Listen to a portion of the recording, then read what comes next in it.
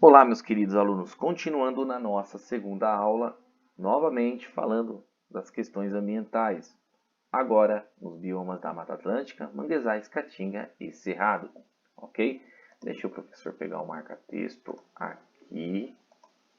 Galerinha, quando falamos em questões ambientais, falamos do desmatamento, da contaminação de solo, também da nossa atmosfera, contaminação de rios e lagos, que acabam afetando toda a biodiversidade do bioma, tá bom?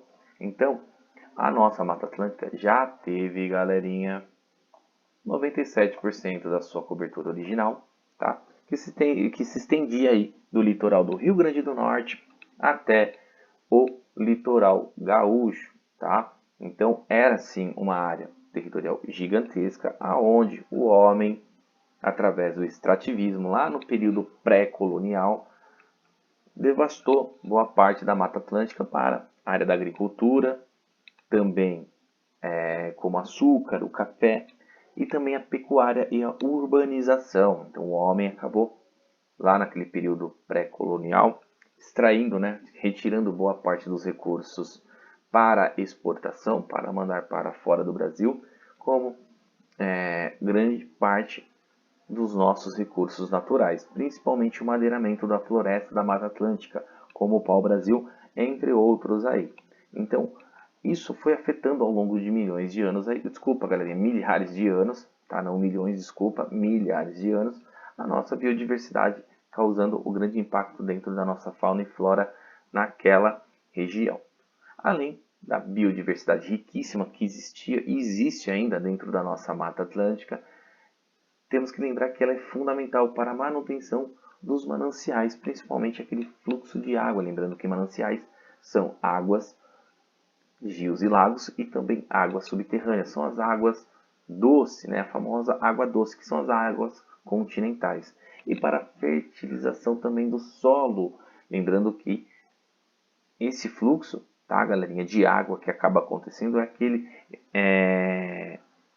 sistema hídrico, tá? Aquele questionamento que o professor falou, que quando o homem desmata, o homem polui, ele acaba interferindo na nossa atmosfera, com gases poluentes, principalmente o dióxido de carbono, aonde vai contaminar com pequenas partículas a nossa atmosfera, aumentando a amplitude, que é a temperatura, e dificultando as precipitações, que são o que dá a fertilidade do solo, com a umidade e também o crescimento da floresta, tá bom? Então isso acaba tendo um desequilíbrio, causando uma falha dentro da biodiversidade da floresta atlântica, da nossa Mata Atlântica. Então quando o homem interfere com as questões ambientais ocasionadas através da ação do homem, como o desmatamento, queimadas, a poluição de rios, lagos e solos, ele acaba modificando toda a riqueza que existe dentro daquele bioma, tá bom? Então, hoje, a Mata Atlântica é sim, deixa eu pegar aqui um mapinha para vocês darem uma olhada. O mapa da Mata Atlântica é sim aquela área litorânea, tá bom? Próximos aos litorais brasileiros, que abrange boa parte de uma vegetação riquíssima em umidade e também biodiversidade, tá? Então, deixa eu colocar aqui só para vocês relembrarem o mapa da Mata Atlântica. Mapa Mata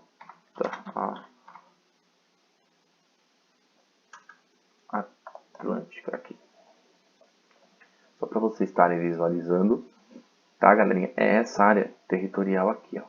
Deixa eu pegar um mapinha, pegar uma imagem aqui, fica bem mais prático a visibilidade. Aqui. Essa aqui é o nosso mapinha de Mata Atlântica. Vamos pegar aqui essa região, tá? Desconsiderem a região norte, que é essa região esverdeada aqui em cima. É só essa aqui, ó, galerinha. Essa é sim a nossa vegetação, tá bom? de Mata Atlântica, ela abrange todo o litoral brasileiro, do Nordeste até a região Sul. E com a degradação do homem, ele acaba devastando boa área para o crescimento urbano, para o área do plantio da agricultura, também do processamento, principalmente da pecuária, que é a criação de animais em pastos e também em currais, e ele acaba modificando toda essa vegetação que vai sim afetar o clima. O clima depende de um tempo, que é aquele tempo momentâneo, onde tem elementos como temperatura, pressão atmosférica, tá bom? Ele acaba modificando as temperaturas, ocasionando aí a falta de precipitações, que são as chuvas. O solo não fica tão fértil, produtivo a desenvolvimento da floresta e acaba acabando com uma biodiversidade que é a vida existente dentro de um bioma, principalmente vegetação e as espécies, tá? Todas as espécies de vegetação, animais também. E acaba afetando rios e lagos, leitos de rios e lagos, acabando com peixes, com uma vida marinha também dentro de rios e lagos e acaba afetando toda a questão da biodiversidade dentro daquele bioma de Mata Atlântica. Então, hoje, podemos afirmar que a Mata Atlântica já teve 97% da sua cobertura original, que ao longo do tempo foi degradada pelo homem através do extrativismo, que é a retirada vegetal, né, principalmente do madeiramento, que era o pau-brasil lá no período pré-colonial no Brasil. Ao longo do tempo foi devastando boa parte dessa vegetação para a agricultura, em seguida também a pecuária e com o crescimento com a mão de obra, né, o trabalho nessas áreas de agricultura e também da pecuária, veio sim a urbanização, as grandes cidades, as grandes metrópoles, que acabaram crescendo em volta do desenvolvimento econômico e desmatando toda a parte da Mata Atlântica para sim o crescimento populacional e econômico. Vocês podem observar a área litorânea brasileira, como o professor já falou. Temos a área de serra, quando vocês vão para a praia, vocês observam aquela vegetação de Mata Atlântica, onde tem aquela neblina, aquela névoa, no horário pode ser meio-dia, 2 horas da tarde. Quando você vai para a praia, você acaba colidindo, né, com aquela umidade.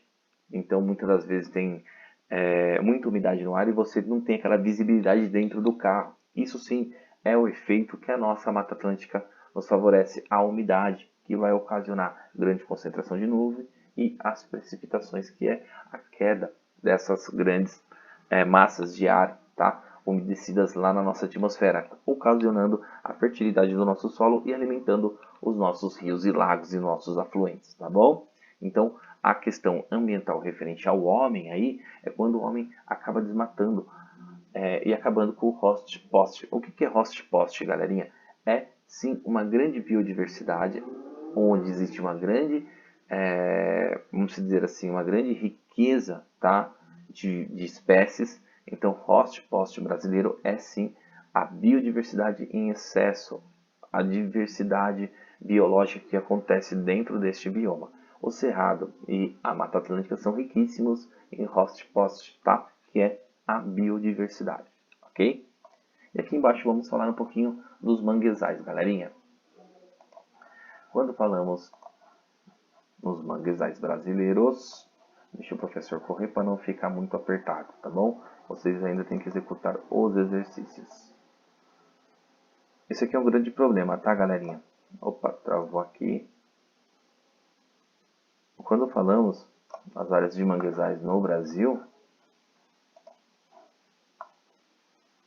podemos afirmar, tá, que os manguezais é sim uma área de reprodução de aves e espécies marinhas, como o caranguejo, que vocês já provavelmente já visualizaram na televisão, numa revista ou até pessoalmente lá na praia, tá bom? E por isso é um acúmulo ali, tá, de grande vida, de uma grande biodiversidade marinha, é um berçário do mar, tá? São encontrados em estuários aí, ou seja, áreas de encontro das águas do rio com a água do oceano, tá? Com as águas marinhas aí. Então, as águas oceânicas é aquela junção do final de um rio, que é sim o leito, né? Tem o leito, e lá nesse leito vai ter sua foz, que é o final. Então a junção da foz do rio junto com a água do mar, tá? Com a salinidade, com a junção das águas doces, das águas continentais, acontece essa riqueza, tá? Dessa biodiversidade tão ampla aí. Então, quando falamos em manguezais, principalmente nas áreas litorâneas do Brasil e do Nordeste brasileiro, falamos no berçário do mar, tá bom? São berçários aí que são basicamente onde tem crustáceos, onde tem caranguejo, também várias espécies de peixe que se alimentam, tá? Desses micro-organismos que se formam com a junção da água do oceano e também com as águas continentais, tá bom? Lembrando que águas oceânicas são águas que contêm salinidade, aquela água salgada com o encontro das águas continentais, aquela água que vem de rios e lagos, tá bom? E o que acaba afetando essa biodiversidade, esses berçários marinhos aí?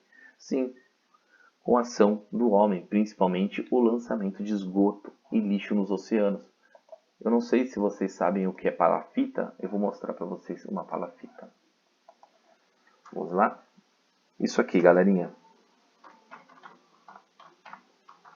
Isso aqui é um grande problema social, econômico e ambiental, tá bom? Palafitas são casas criadas em cima de grandes foz ou em cima de manguezais, tá bom? É onde o homem acaba construindo pequenas moradias em cima de um fluxo de água. E o que acontece? Ele acaba jogando o seu esgoto, a sujeira dentro da tua casa é jogada nesses rios, principalmente resíduos orgânicos, fezes, água da bacia, água de lavar roupa, água, todo tipo de sujeira que o homem acaba produzindo, ele acaba jogando principalmente dentro dessas foz, tá? Lembrando que foz é o final do rio, e também em cima de manguezais, aonde que acontece esse ligamento entre a água doce e a água salgada, e acaba afetando toda a vida marinha, tá? Todo o berçário marinho que está dependendo daquela biodiversidade para aqueles peixes crescerem, os caranguejos, os camarões, entre outros crustáceos aí, que dependem dessa transição para a sobrevivência. E o homem acaba afetando isso de uma forma bem atenuada aí, tá bem frequente, infelizmente, pelo desenvolvimento não econômico, né, onde as pessoas procuram grandes cidades para o crescimento, pela busca de trabalho não acaba conseguindo, acabam fazendo moradias irregulares, sem saneamento básico, sem a coleta do esgoto, e acabam afetando essas áreas de mananciais aí, tá bom? E também temos aí vazamento de petróleos pelas grandes petrolíferas, né, por navios que acabam deixando combustíveis ao longo do seu percurso, também a contaminação através do diesel, outros combustíveis, resíduos carboníferos, como o petróleo e outros derivados aí, e acabam afetando toda essa biodiversidade que os manguezais necessitam para a formação dos seus berçários marinhos, tá bom? Também temos outros como carvão mineral, que é um meio de combustível, tá? Principalmente os recursos não renováveis, como o petróleo, gás natural e também o carvão, certo? A extração predatória das espécies, o homem também pratica o extrativismo dessa biodiversidade nos manguezais, a retirada do caranguejo, isso acontece bastante na região nordeste do Brasil, tá?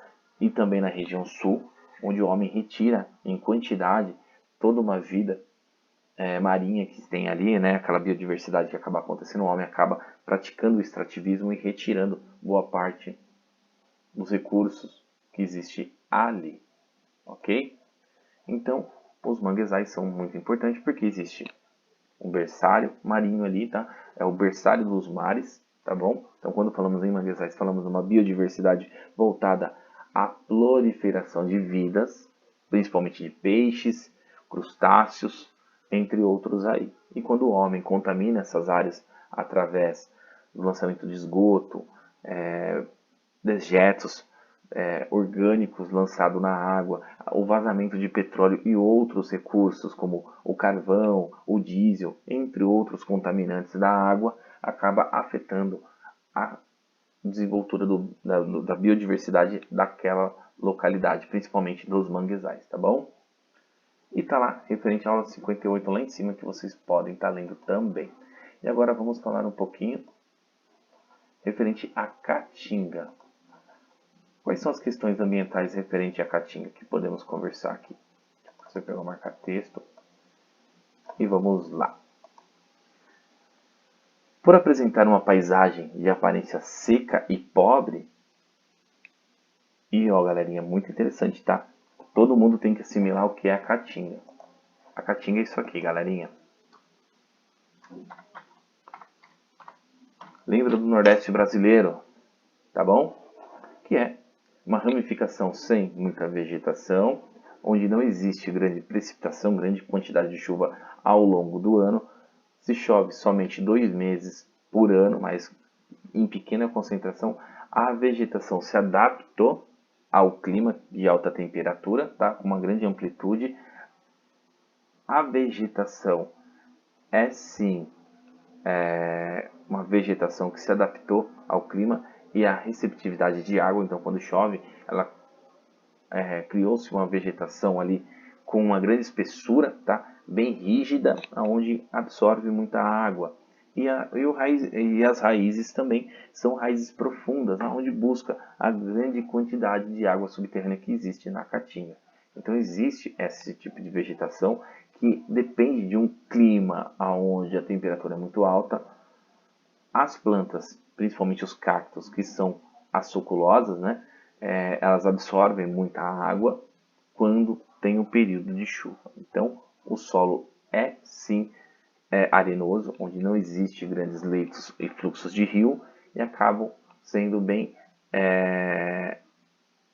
vamos dizer assim, uma vegetação bem já branca, tá? Aquela vegetação onde existe, como o professor vai falar aqui, ó, não existe tanta riqueza dentro de leitos de rios, principalmente grandes afluentes aí, tá bom? Então, por apresentar uma aparência seca e pobre, é menos preservada, tá bom? Então não existe tanta ação do homem em pró à caatinga, porque não existe uma grande biodiversidade, tá bom? Então não existe grande vida dentro da caatinga. Então é sim uma vegetação espessa. Também pelos ambientalistas e pelas políticas públicas de conservação e preservação, eles não focam tanto nas ações dentro da caatinga, porque eles visam basicamente a Mata Atlântica, tá bom? E basicamente também o cerrado, onde que essa biodiversidade é muito mais ampla, tá? Diferente da caatinga. Também tem a extração do homem, igual acontece em todo o bioma. Lembrando que lá na Mata Atlântica tem o extrativismo vegetal e também acontece na caatinga. Ah, professor, não tem muito madeiramento, não existe muita floresta. Não, não existe. Mas o pouco que tem, o homem ainda consegue devastar, tá bom? Principalmente a retirada e extração de lenha, tá bom? Para a formação de carvão, que existe o carvão natural e o vegetal, tá? Esse carvão vegetal, que é quando tem a queima da madeira, é formado também o carvão, tá? A extração de lenha, como o professor falou, além do seu uso para pastagem, para a criação ali de barreiras, principalmente na pecuária, a principal atividade econômica do sertão nordestino, já causou a destruição de 70% dessas ações causadas pelo homem no ecossistema. Então, o homem acaba acabando com um pouco de vegetação que existe para a criação de proteção e também para a área de pastagem dos gados, tá? A principal economia desenvolvida lá na economia do sertão nordestino é sim a pecuária em pequena escala, principalmente para o sustento familiar, tá? Não é uma produção em alta escala que vai alimentar outros territórios brasileiros, diferente da Mata Atlântica e da e do Cerrado, que existe uma biodiversidade muito grande, principalmente na criação, no desmatamento para a criação dos bovinos, que é sim exportado para fora do Brasil e para o Brasil inteiro o consumo da carne. Diferente do Nordeste brasileiro, lá na Caatinga, onde não existe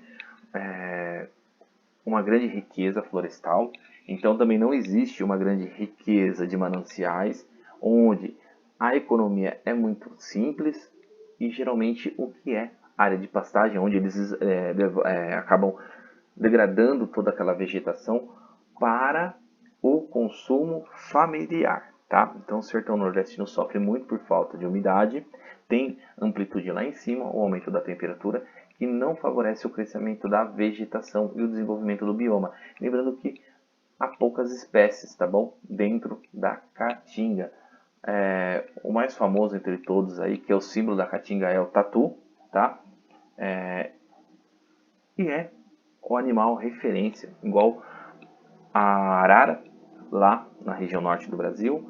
Temos a onça pintada do Pantanal e da caatinga temos o tatu, que é um símbolo, tá, nordestino aí. É um animal que representa a flora da região da caatinga. E para finalizar, vamos falar um pouquinho do cerrado. Lembrando que o cerrado é sim igual à Mata Atlântica.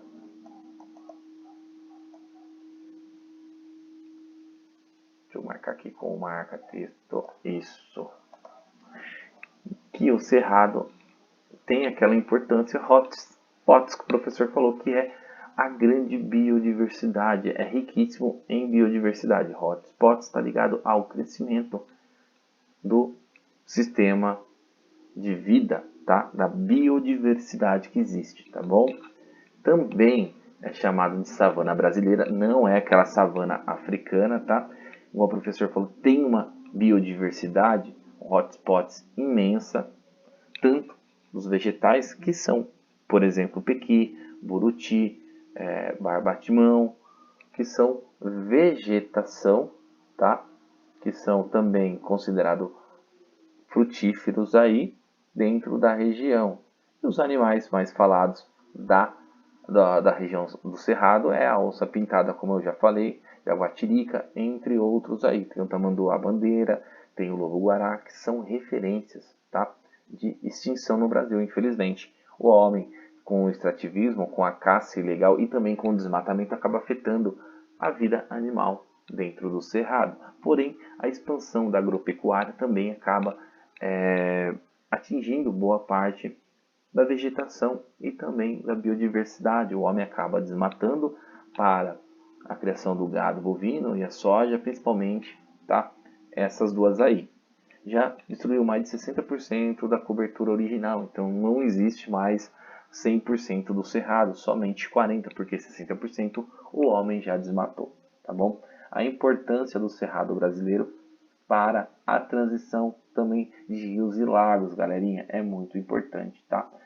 Aqui o professor fez um resumo porque é muito conteúdo, vocês já estão cientes disso, fica um pouquinho apertado, vocês vão estar respondendo os exercícios, dúvida vocês podem estar me chamando aqui no Classroom, tá bom? O professor vai estar sanando as questões para vocês. Aqui na questão número 4, galerinha, vocês vão ter um pouco da caatinga, tá? Vai falar um pouco do que está acontecendo, das ações que o homem está tendo em relação à queima e os problemas ambientais, principalmente causados pelo homem, e vocês vão estar respondendo a última questão também, tá? Que é basicamente referente ao contexto que está aqui em cima, principalmente ao desmatamento da caatinga. Aqui tem uma explicação, tá? Pelo Correio Brasiliense, da região centro-oeste lá, o Correio de Brasília, que é um jornal local que colocou uma publicação de um artigo falando um pouco do que está acontecendo atualmente lá na Caatinga e vocês vão estar respondendo, tá bom? Então, tá bem prático, tá fácil. O professor correu porque o tempo é curto, temos 2 exercícios hoje para estar fazendo e semana que vem dá início na apostila número 8. Dúvidas referente à explicação do professor, não está de acordo, podem me chamar no WhatsApp, no Classroom, não tem problema, estarei aqui à disposição para sanar suas dúvidas. Obrigado e até a nossa próxima aula. Lembrando que todos os exercícios estarão disponíveis lá no Classroom. Eu estarei dando print e enviando para vocês. Caso vocês não tenham o conteúdo da apostila, falam com o professor que eu dou print na apostila também e encaminho para vocês, tá bom? Peço desculpa pelo tempo corrido, o professor de vez em quando dá uma gaguejada, porque não posso perder tempo, tá bom? Temos que fazer o conteúdo dentro da nossa aula. Agradeço e até a nossa próxima aula.